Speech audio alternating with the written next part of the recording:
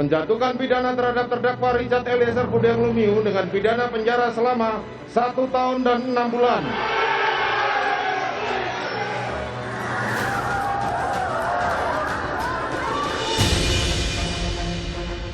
Palu telah diketuk. Richard diputuskan bersalah karena terbukti turut serta dalam melakukan pembunuhan berencana terhadap Yosua Huta Barat.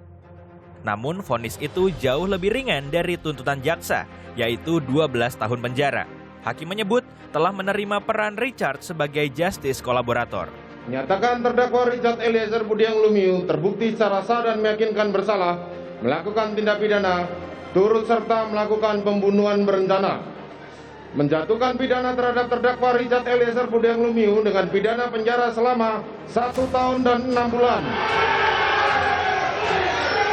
Menetapkan penangkapan dan lamanya masa penahanan yang telah dijalani terdakwa dikurangkan sepeluruhnya dari pidana yang dijatuhkan. Menetapkan terdakwa tetap berada dalam tahanan. Menetapkan terdakwa sebagai saksi pelaku yang bekerja sama atau justice kolaborator. Tak hanya Icat, kedua orang tua Icat pun tak kuasa menahan tangis. Jauh dari Pengadilan Negeri Jakarta Selatan, air mata haru kedua orang tua Icat langsung pecah. Pidana penjara selama 1 tahun dan 6 bulan.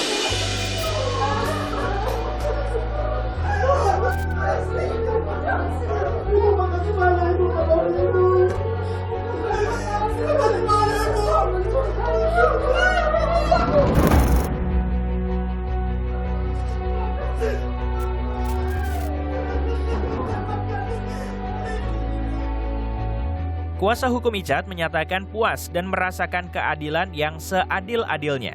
Selain itu, kuasa hukum Icat tidak berencana untuk mengajukan banding. Kami melihat bahwa keadilan itu benar-benar nyata untuk orang kecil, orang yang punya harapan, yang masih punya masa depan. Dari kami, targetan kami sebagai penasihat hukum sudah sesuai bahwa targetan kami kan dari awal saya sampaikan bahwa ini adalah keputusan Richard, apapun keputusan hari ini kita akan ikhlas, kita akan terima. Dan kita lihat tadi putusan majelis hakim, kita sampaikan bahwa sesuai dengan keinginan Richard, dia ikhlas, dia terima. Tadi awal saya sudah sampaikan. Dan juga terkait yang di bawah 5 tahun, 1 tahun 6 bulan, hari ini kami pun dari tim penasihat hukum terima.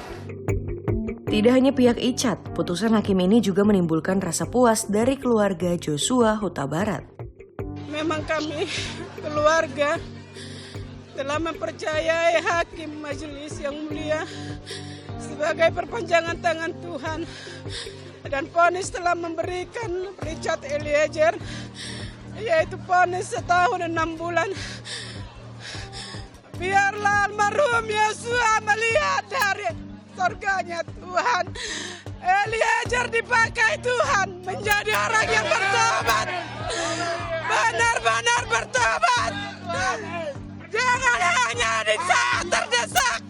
Ini perkataan seorang ibu kepada Eliezer dan yang mendukung kita semuanya. Eliezer, pakailah, Tuhan yang menghakimi, Tuhan yang melihat. Allah daku almarhum Yosua yang tidak bisa saya peluk lagi. Biarlah dia bersama Tuhan di sorga.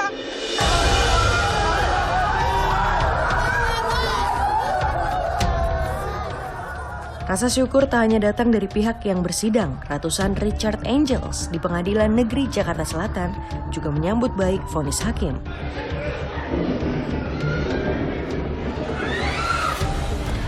Untuk mengamankan Icat, petugas LPSK bahkan bergerak cepat melindungi Icat begitu putusan selesai dibacakan. Euforia kepuasan atas vonis hakim juga dirasakan di luar ruang sidang. Icat bahkan harus mendapat pengawalan ekstra ketat untuk memecah lautan massa yang membludak di PN Jakarta Selatan.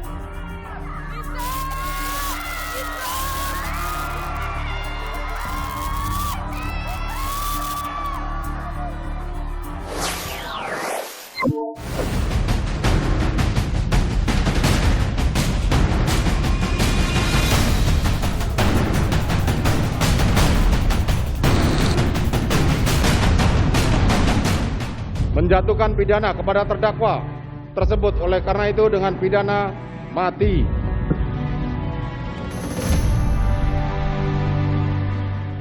Sambo diputus bersalah setelah terbukti secara sah dan meyakinkan melakukan pembunuhan berencana terhadap Nofriansyah Yosua Huta Barat alias Brigadir Yosua. Vonis ini jauh lebih berat dari tuntutan jaksa yang menuntut Sambo dengan pidana penjara seumur hidup. Majelis hakim juga mengungkap sejumlah hal yang memberatkan vonis Sambo. Di antaranya, pembunuhan dilakukan terhadap ajudannya yang mengabdi 3 tahun, upaya merusak TKP, upaya merekayasa dan menghilangkan barang bukti, abuse of power sebagai pejabat utama Polri, mencoreng citra Polri di mata internasional, menyebabkan puluhan anggota Polri ikut menanggung akibatnya, menyebabkan keresahan dan kegaduhan di masyarakat, serta berbelit-belit dan tidak mengakui perbuatannya. Hakim juga menyebut tidak adanya perbuatan Sambo yang bisa meringankan vonis mati tersebut.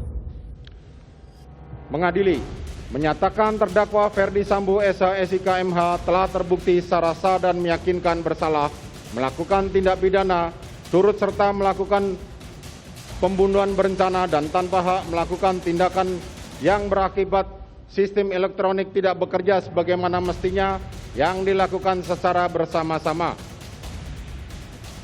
Putusan yang dibacakan Hakim Ketua langsung disambut gemuruh pengunjung sidang. Menjatuhkan pidana kepada terdakwa tersebut oleh karena itu dengan pidana mati.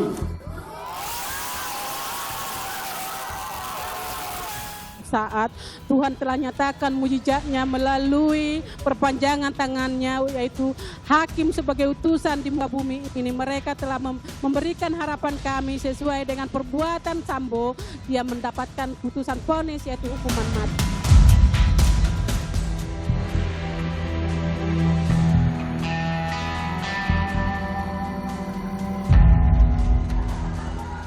Penerapan vonis mati tersebut jadi perbincangan hangat lantaran ditandatanganinya KUHP baru oleh Presiden pada 2 Januari 2023. Ini berarti jika dalam waktu 3 tahun hukuman mati bagi Ferdi Sambo belum terlaksana, maka putusan Sambo akan mengikuti KUHP baru, di mana Sambo akan menjalankan masa percobaan 10 tahun, dan jika berkelakuan baik, vonis mati dapat berubah menjadi hukuman seumur hidup atau 20 tahun penjara. Apalagi setelah putusan majelis hakim di tingkat pertama, Sambo masih memiliki hak untuk mengajukan upaya hukum, banding, dan juga kasasi. Bahkan jika dikhawatirkan ada kekeliruan hakim dalam menjatuhkan putusan dan ditemukan ada bukti baru, perkara masih bisa diperiksa di tingkat peninjauan kembali. Tentu saja ini menjadi peluang bagi Sambo untuk terlepas dari vonis mati. Itu terjadi perubahan undang-undang dalam proses hukum. Kalau ini kan tidak proses hukum lagi, besok 3 tahun yang akan datang. Nah, nanti itu bisa jadi debat baru, tapi itu tidak penting. Keadilan, menurut saya, rasa keadilan publik sekarang sudah diberikan oleh hakim yang gagah perkasa dan berani. Dan kita memang dorong terus berani, jangan takut kepada siapapun, karena inilah momentum untuk memperbaiki dunia peradilan kita.